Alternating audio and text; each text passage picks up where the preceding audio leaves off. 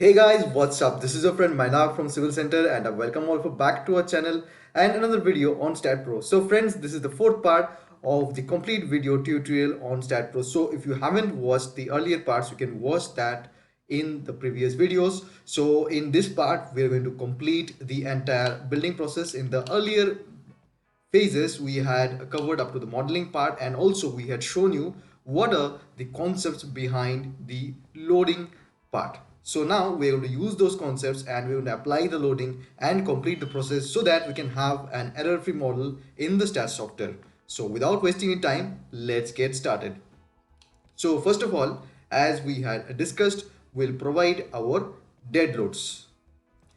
So we had discussed here the dead loads which we are going to provide was for the 10-inch wall 11 kN per meter, 5-inch wall 5.5 kN per meter, and for the parapet wall it was 2.5 kN per meter, and the load of the slab will provide this as a floor load of your 2.5 kN per meter square. So let's provide these loads.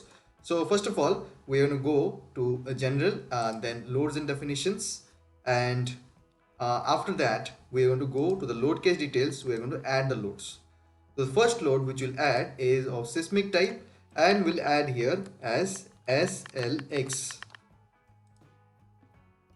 And the second load which we want to add is our dead load, sorry, seismic load in the Z direction. In the other direction, since the seismic load is lateral load, so it will be in the Z direction, seismic load in the Z direction Z. We had already discussed this load combinations in the earlier video. If you haven't watched that, see that video. So in the playlist, you will Staad.pro playlist, you will find those videos. Okay, so next we'll go for your dead type of load, and we'll go for the dead load, and this will be DL. So after that we'll go for the live load. So live load will be denoted by the option of LL, and after that we'll just close this and go to the dead load and click on add. First of all, we'll just add the self weight. As you had seen, we had already discussed in the dead load, we have the self weight, then the wall load, then the slab load. Okay, so self weight, it's -1 since it's acting from top to bottom in this, like this direction it's acting, so it's -1. We'll just add here. Click on add, and after that we'll go for the member load. So member loads, we are basically providing the load of the walls here. So the first one is -11 for the external or the 10-inch wall, -5.5 for the internal walls, and -2.5 for the parapet walls. And after that we'll go for the floor loads, and the floor loads we are going to provide -2.5 kilonewton per meter square for our slab weight, because we are not considering the slab here. So before providing the floor loads also, we have to provide a range for the floor loads. So we had already discussed about the loads. Now we'll discuss about the range which we can provide for the floor loads. So here is the beam column plan which will be visible, and we'll provide the floor loads here. So for providing the floor loads, we can divide this particular area into 3 zones. Since there will be no loading in the staircase portion, so we'll just divide the area into these 3 zones. Let's name this as zone 1. Let's name this area surrounded by these 4 columns as zone 4, and the area surrounded by these 4 columns, or sorry, these 4 columns as zone 3. This one will be zone 2, and the zone 4 will be the area above the the particular portion of your headroom, the headroom slab. So we'll define this 4 zones accordingly. So we'll have here, let's define the zone 1. Before that, let me just clarify you on the y direction. So using some shapes, maybe we can clarify the direction of the so we'll use some shapes here. I'll just show you some. Suppose this is the plinth level, and another floor we are acting over it, and there will be another headroom which will be acting over it. So suppose this is the headroom portion. Okay, so if we are to go for the heights and insert text box here, so just to clarify you the height, so this is basically 0, this one is basically 0, which is the plinth level. And if we were to move to this level, this is the 3 meters, and this is your 6 meters. And the headroom height, if you take as your let's take the headroom height as 2.8 meters, so it will be, the distance will be your 8.8. So this will be 8.8 as the headroom height we have taken as 2.8. So this is the Y ranges. So let's define the zone 1, zone 2, zone 3. So zone 1, in the zone 1, let's define the Y. Okay, so the Y range will be start from this. We have to cover this two slab, basically this one and this one. So because in the ground floor, sorry, at the plinth level we won't have any slab, so this one and this one you need to cover. So let's give the range from 2 to 7, 2,7 we'll just write here. And the X range and Z range we'll just copy from the particular drawing. So the X range, here you can find it out easily here. So the X range starts from 0 and it ends with 8.738. So let's go for 0 to 9. So we'll just provide the ranges here. X range will be from 0, 9, and the Z range will be starting from 0, it's 4.5. So let's go from 0 to 4.5. So we'll go to 0 to 4.6, let's take. Okay, and the zone 2, so the zone 2 will be taking as, let's copy this, we'll just copy this, and we don't need this anymore. Actually, you can delete this. So already we have finished the work of it. Okay, so the zone 2, in the zone 2, the Y range will be the same. Let's look for the X range. So X range 0 will be the same, and the next one,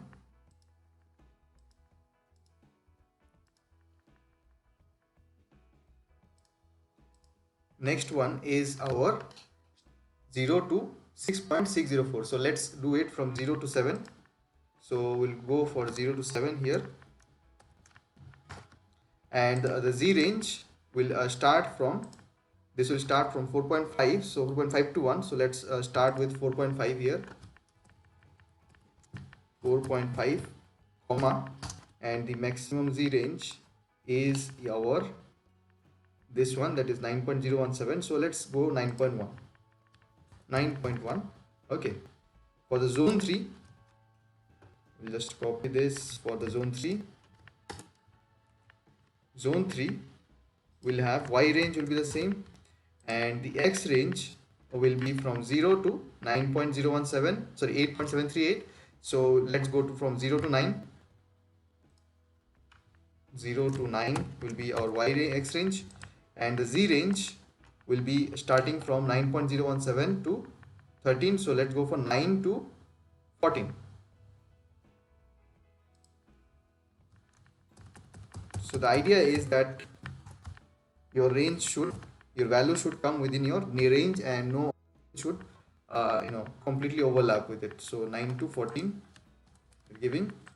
And the zone 4, that is the zone out of the headroom, we can call it the zone 4. And for the zone 4, that is the top, only the headroom slab. So the Y range will change here. So it is coming at 8.8. so let's do here to 8 to 9. Okay, and the X range and the Z range will just define here. So what will be the X range here? X start from 6.604 and ends with 8.7. so let's go with the 6.5 to 9. We can just do this. Let's do this as X range as 6.5 comma 9. So this will be your X range. Okay, this will be the zone 4. I forgot to rename it. Okay, so the Z range here will be from 4.5 to 1 to 9.017. so let's go 4.5 to your 9.1. this will be the Z range, 4.5 comma 9.1. so this is the zone 1, zone 2, zone 3, zone 4 which we have here. So now we are going to use these zones for inserting our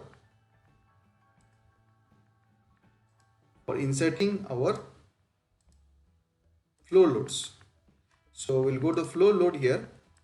It's minus 2.5. Let's quickly enter the values of your zone 1. So zone 1 has a 2.7.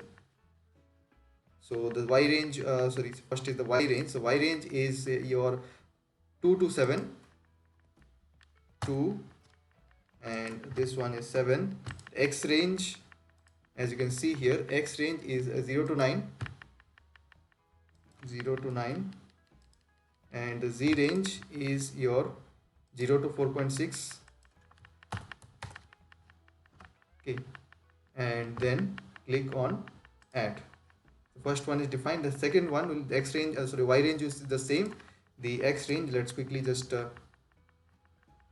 go to here. It is 0 to 7, 0 to 7, and the Z range starts from 4.5 to 9.1. So it will be 4.5 and this one will be 9.1, and click on add here, and the next will be your zone 3. So zone 3, the Y range will be same, and X range will be from the 0 to 9, 0 to 9, and the Z range will be from 9 to 14, 9 to 14. So we have added the Z range. Next we'll go for the zone 4. So zone 4, this one will change because this is only for the headroom. It's 8 to 9. Zone 4 is from Y is from 8 to 9. X range is from 6.5 to 9, 6.5 to 9, and the Z range is 4.5 to 9.1, 4.5 to 9.1. Add and then close it. So now you can check the loading. So this is for the headroom part, and this is for the zone 1, zone 2, and zone 3. So like this you have this entire ranges. The blue one is the selected one, the green one is the not selected one. Okay, and so this floor loads are applied automatically. Find the range. Now just press Ctrl plus S and save the stat file. Okay, now we'll apply the load for the your external walls. So we'll go to the front view here, select this particular floor view, and view selected objects only, and just say go to the top view. So now we're going to apply the load for the external walls. So these are my external walls here, and we can apply the loads, and for the also for the staircase portion also we have the external loads. Okay, so basically we have our portico here. So this portion there won't be any wall here. We'll just provide 10-inch walls here because this will be the main the external wall for this particular unit. So this is done here, and after that we'll assign to selected beam. Yes, and then 5.5 will take, and this loading will just apply here on the remaining beams, and after that we'll select this and assign to selected beams.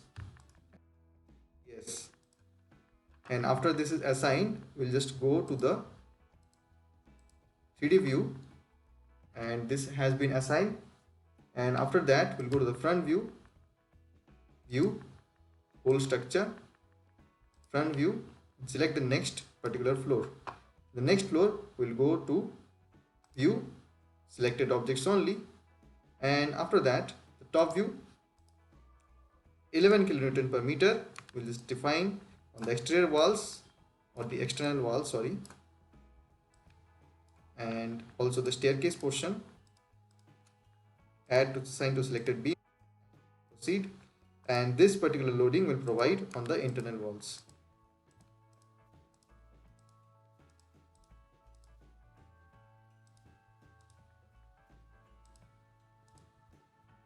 So after this has been done, assign to selected beams. Yes. Next we'll just go to view whole structure, go to front view, select the terrace floor, view, selected objects only, top view, and then go to the 11 kilonewton per meter load and apply it in the staircase portion because there will be 10-inch wall there, assign to selected beams, and use the parapet wall load, and then assign the load of the parapet wall along the perimeter. Assign to selected beams. Yes, parapet wall load has been assigned. Self weight, go to self weight and then click on assign to view. So you can see in the 3D view, whole structure, the entire structure, the loading has been applied here. External walls or the 10-inch walls, the internal walls, parapet wall. So the loading has been applied. Now we'll go for the loading of the live load. So we'll save the model and we'll open the Staad editor from here. So once the Staad editor will open, we'll just apply our live loads as well as seismic loads from the editor. Okay, first let's apply the live load here. So what we'll do, as you can see, this dead load has already been copied. So here we'll just copy this floor load here. So this floor load will copy, and we know that for the live load, the load will be 2 kilonewton per meter as per our IS code, which we had discussed in the previous video, from where it had we had got this particular value. And we'll just, you can also check the code of your country if you want to determine this. After this, you just click on this save option and then close this. And after that, as you can see here, live load must have been applied here. So live loads have been applied, 2 kilonewton per meter, ranges we had copied smartly. Okay, so the next thing which we need to do is go to definitions, then go to seismic definitions and then click on add. Just select the code of your country.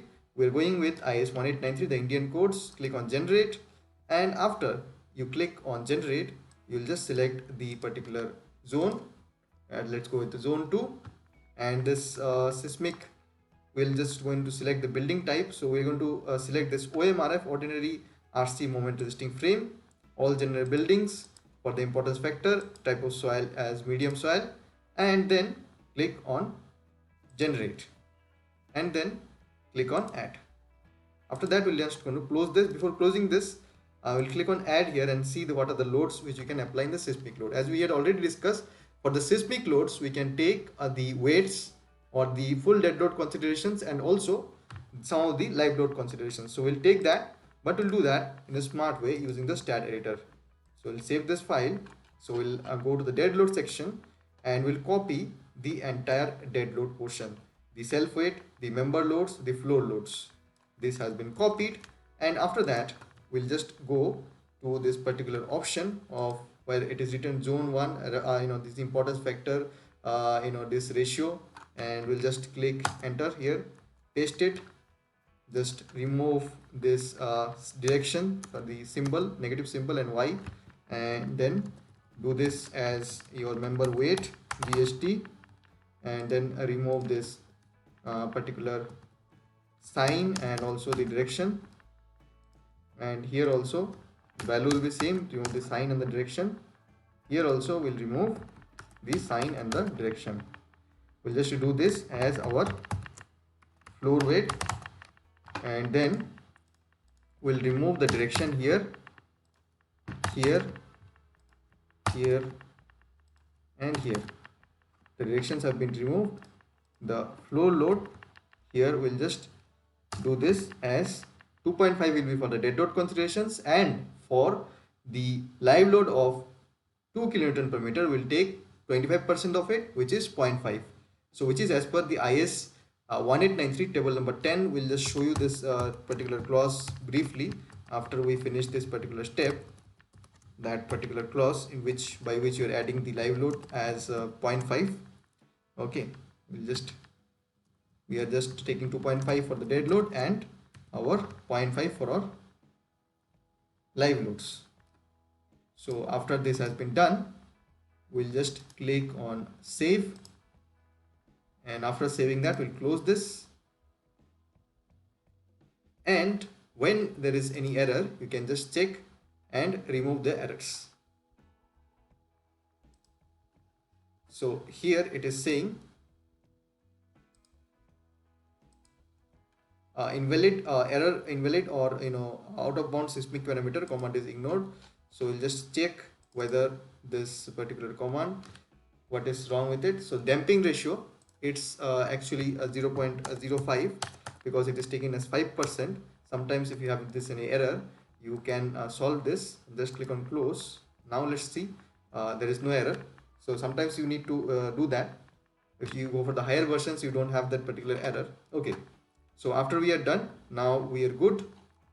So now what we can do, we can go to the general and go to the loads and definitions, and we can then apply our this seismic load, add this seismic load, and we'll just go for the seismic x direction factor of 1, add, and the z direction, add this the seismic z direction factor of 1, add. These two we have done, and we'll also check the seismic loads which is applied from the Staad editor. As you can see, these are the loads which we have applied on from the Staad editor, which has already been done. So now we'll add the load, the load combinations. So we'll go for the, you can go for the auto load combinations, but we'll define the combinations we like that. So we'll define the combinations here. So basically the fifth combinations which you're going to take is your 1.5. We had already written this load combinations, so you can copy it from here also. 1.5 DL plus LL. So just write here 1.5 DL plus LL, and the factor which we are going to take is 1.5. Dead load we are going to take here, live load we are going to take here, and click on add. And after that, the next one will be your 1.5 DL plus SLX. So we're going to copy that one also, 1.5 DL plus SLX, and then we want to paste it here. So DL and SLX, this is done. And after that, just going to click on add. The next combination will be your 1.5 DL minus SLX. So we'll just do this as minus 1.5 DL. This one, let's give a minus symbol here, and this will be 1.5 DL minus SLX. Add. The next one will be your 1.5 DL plus SLZ, and we'll add DL here, and sorry, we'll just change this factor. This will be our delete this. Okay, so this is done. So this one also, it will be 1.5. okay, 1.5 DL we have done, added DL, and then your SLZ, and click on add. So next will be your 1.5 DL minus SLZ. So we'll take care of that, DL minus SLZ. So 1.5 DL will be copied, and here minus 1.5 and SLZ, add it here. And the next combination, which will be your 1.2 DL plus LL plus SLX. So it will be your 1.2 DL plus LL plus SLX. Sorry, not here. It will be 1.2 DL plus LL plus SLX 1.2. So we'll add the DL here, we'll add the LL here, and we'll add the SLX here. These three are added, and after that click on add. The next load will be 1.5 1.2 DL plus LL minus SLX. So it will be DL plus LL, and this one will do as minus 1.2, and we'll just do this SLX. Click on add. The next one will be your 1.2 DL plus LL plus SLZ. So this one will be our 12th one, and a DL plus LL plus SLZ. Click on OK, and the next one will be 1.2 DL plus LL minus SLZ. Okay, one thing we had done wrong, we just correct it later. Okay, do 1.2 DL plus LL minus SLZ. So it will be DL plus LL, okay, SLZ. We'll just correct these factors. Actually it will be 1.2, not minus 1.2. This one will also be 1.2 DL plus LL minus SLZ. Click on add. So if you have done any wrong here, we'll just click on edit here, and we can change this. So it was 1.2 DL plus LL plus SLZ. So 1.2, 1.2, 1.2, change, done. So it was this remaining, I think, is okay. So we can also check this from here.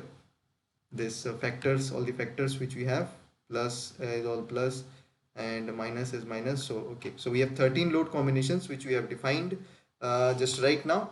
And after that we can go to our we have this various we have this property, we have loads and definitions which you have already defined. We'll go to design here, and in the design we can go to concrete and select the code of the country along which you want to design that, and then define some parameters here. So before that you need to select the parameters, select all this here. So we now will take only the parameter which you want. Clear cover we want, and then your compressive strength of cement, compressive strength of main reinforcement, yield strength of secondary reinforcement, maximum main rebar, minimum secondary rebar, and then your minimum main, minimum secondary, your then we can take as 1 2 3 4 5 6 7 8. So we have defined 8 combinations. So let's go with it and click on add. Then we'll click on the define parameters. So clear cover will take 40 mm for your columns, and then we'll take 35 mm for your beams, and so we are only designing columns and beams. So compressive strength of concrete will go with 20 Newton per mm square. It is equals to 20,000 kilonewton per meter square. Similarly, Fi is also 500, Fe 500, so 500, 1 2 3, 500,000 kilonewton per meter square. This one also will be 500, 1 2 3, 500,000 kilonewton per meter square. Maximum main is your let's take it as 16 mm. Maximum secondary, let's take it as 10 mm.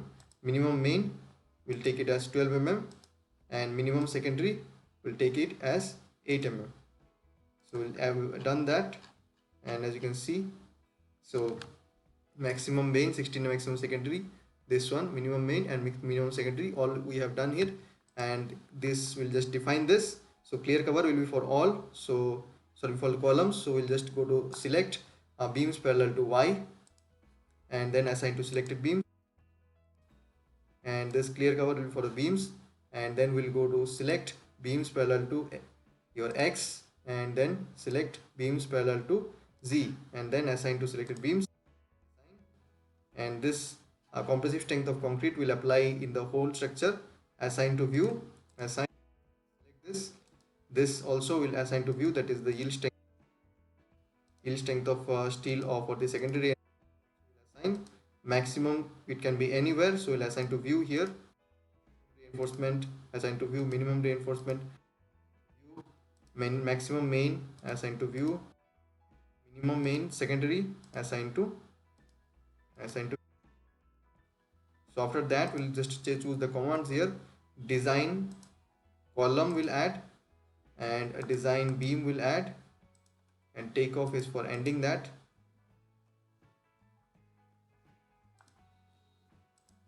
So we go for the design column here, and we'll just go select beams parallel to Y, and assign to selected beams. Design beam, select beams parallel to X, select beams parallel to Z, and then assign to selected beams. Yes. So after this has been assigned, what we'll do is that we'll go to your analyze and print, and then you'll click on add, and then close this. So as you can see, one analysis has been added here. Then we'll go to analyze, and then click on run analysis. Save the structure, and then run your analysis. So when you run this analysis, if there is any error in your model, the analysis will start and end quickly. If there is no error, then it will continue for a longer time depending upon the speed of your model. So here it seems that there is no error. There can be warnings, and then if any structural member is failing, then also there will be warnings here. First warning is because we have not inserted any slabs here, so that's why there. Let's look at the warnings also. And this concrete quantity represents this is by default represents volume of concrete in beams columns, and about this one way to a slab, because we have not applied the slab, so it's okay. And we have got the design. As you can see, if you double click on any beam or column, you'll find the design here. So now we have completed all the steps of Staad. So if you're learning through this video, I'll advise you to practice all the parts of the video up to this much, so that you can this all these steps you can it will be you are fluent in all these steps, and if you follow this procedure, it's a guarantee that you will have no errors. So the next step is your data interpolation, how to manage the data and how to convert this into an executable project. We'll make videos on that, but before that, make sure you practice this steps, and also do share this with your friends. Bye bye, keep learning.